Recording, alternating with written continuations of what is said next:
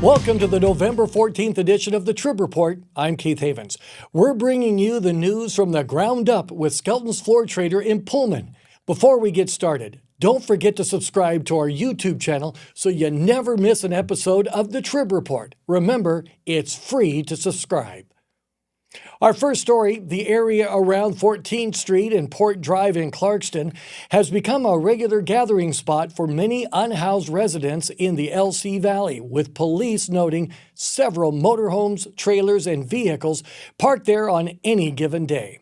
That growing presence has raised ongoing concerns about trash, raw sewage, and public safety, prompting new steps from city and county officials. This week, portable toilets were placed along 14th Street by the Asotin County Public Health District to curb sanitation issues, including repeated reports of buckets of sewage being dumped in the area. The district is spending about $545 a month to service the toilets twice a week. A dumpster was also added on nearby city property, funded by an anonymous city councilor covering the $118 monthly fee. Officials say both measures are already reducing waste in the area. Clarkston Police and Code Enforcement continue regular checks, requiring vehicles to move every 72 hours and issuing warnings when needed. Meanwhile, efforts to establish a sleep center for the homeless remain stalled. The county's planned purchase of property on Fair Street is tied up in an eviction case, delaying development of the shelter as winter approaches. And according to you, our readers, these were the top 3 stories on lmtribune.com this week. A Clarkston man was arrested after deputies say he drove 90 miles an hour while drunk and with 2 children in his car, then tried to flee along Evans and Ben Johnson roads nearby. He is charged with DUI, felony eluding, reckless endangerment, and reckless driving. A 17-year-old Grangeville boy, Wyatt Snyder, died in a Halloween motorcycle crash. Police say speed was a factor. A GoFundMe supporting his family has raised more than $17,000. A Lewiston Orchards house fire Tuesday caused no injuries to people, but multiple pets died. Fire crews contained the blaze, which caused nearly $450,000 in damage and remains under investigation. And now, here's a word from our sponsor. This week's news is brought to you by Skelton's Floor Trader, your trusted local source for flooring and unbeatable prices. Every great story starts with a strong foundation, and so does every great home. Skelton's Floor Trader in Pullman, proud supporter of this week's newscast. Welcome back, everyone, to the Trib Report. A group of Asotin grade school students took a tour of the Lewiston Tribune office this week, which included a stop by the Junior Stockwell studio, where we filmed the Trib Report. Here is some video. Welcome to the Trib Report. Hey, they might be trying to take my job. But seriously, the staff of the Tribune really enjoyed hosting the students and teachers. Most North Idaho school districts saw enrollment drop this year, mirroring a statewide decline of about 1%. Kamei was the biggest exception, jumping 28% to 476 students. Lewiston saw a small increase of 13 students, and the White Pine District in Deary added 3 students. Nearly every other district lost students. Cul-de-sac had the steepest decline, down more than 10%. Orfino fell nearly 5%, and the Mountain View District, which will split into Clearwater Valley and Grangeville next year, dropped 4.4%. Charter schools in the region were hit hardest. Pinecrest Academy of Lewiston lost more than a third of their students, and Palouse Prairie Charter in Moscow fell 7.4%. A Pomeroy man who admitted operating 3 Lewiston massage businesses linked to prostitution was sentenced to 90 days in jail and given a withheld judgment this week. 68-year-old Clinton Shutt pleaded guilty to maintaining a place of commercial sexual activity.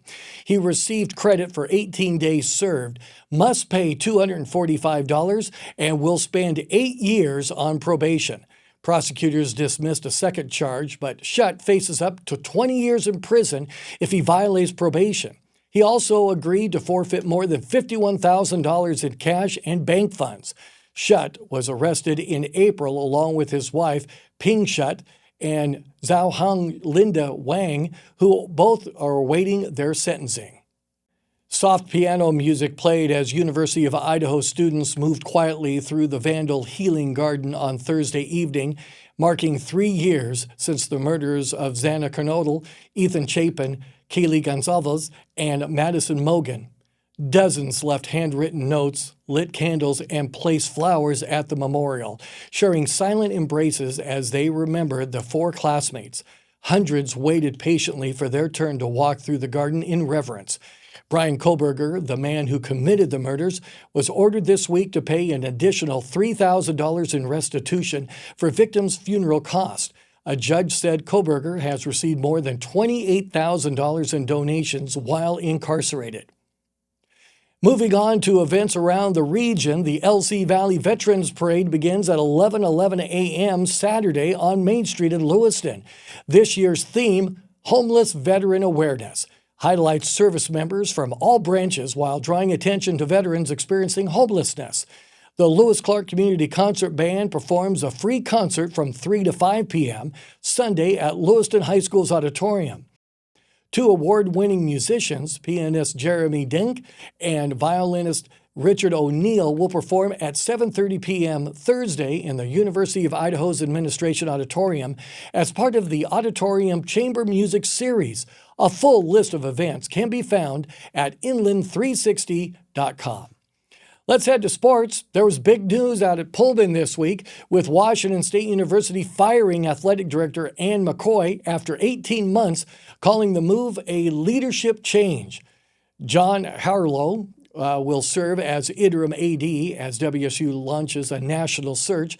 McCoy, a longtime athletics official, led WSU through budget cuts, Pac-12 restructuring, and major coaching hires. In volleyball, Garfield Palouse swept Fellowship Christian to the win of Washington 1B volleyball state title in Yakima. The Vikings rallied in all 3 sets, capping the championship with Kyra Brantner's match-winning serve for the final set. In prep football playoff games tonight, Kendrick will take on Grace at the Kibbe Dome, and Logos will travel to play Kamiah. In mixed martial arts, 9 Lewiston area fighters, most from Austin Arnett's Martial Arts America Gym, headline Clearwater Combat on Saturday evening at the Clearwater River Casino. Let's take a quick look at what's going on weather from around the region. Let's head to the Lewiston, Clarkston, Soton area with a slight chance of rain tonight. Cloudy skies, a low of 47. High tomorrow, 60 degrees. A slight chance of rain continuing in the morning. Afternoon, mostly cloudy skies. Saturday night, down into the mid-40s with cloudy skies. And then Sunday, again, a slight chance of rain. Could start off the day with some patchy fog and a high of 60. Sunday night, 47. 57 on Monday, as temperatures continue to hover around the low to mid-40s for overnight lows and the mid-50s for daytime highs. As we head to Moscow-Pullman area for the Palouse, 30% chance of rain showers tonight, 40% chance of rain on Saturday with mostly cloudy skies. A high tomorrow, 54. Low tomorrow night, 40 degrees. Slight chance of rain for Saturday night and Sunday, but a high of 55 on Sunday.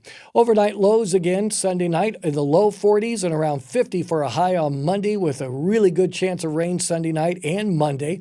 And then as you can see, Monday night into Tuesday, could see from rain slipping over to snow and then back to rain again as we go into Tuesday with a high of 45 degrees. Let's take a look at the Grangeville, Camas Prairie area up to Winchester. We're looking at a slight chance of rain tonight with a low of 41, spinning over to Saturday morning with that rain, and then mostly cloudy, a high of 54. 38 Saturday night. Sunday looking at rain showers with a low of 52.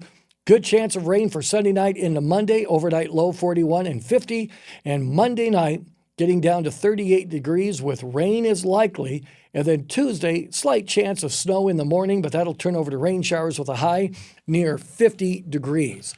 For the Clearwater Valley area, Orfino, Kamiah, and Kuski, a slight chance of rain tonight and into tomorrow morning with mostly cloudy skies, though. 46 for a low tonight, 58 for a high tomorrow. And then we're looking at Saturday night, cloudy skies, 40 for an overnight low. 58 with a good possibility of rain on Sunday and Sunday night.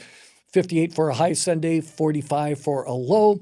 And then we're looking at Monday, another good shot of rain, 57 for a high, 41 Monday night, and back to the mid-50s for Tuesday with more off and on rain showers taking place.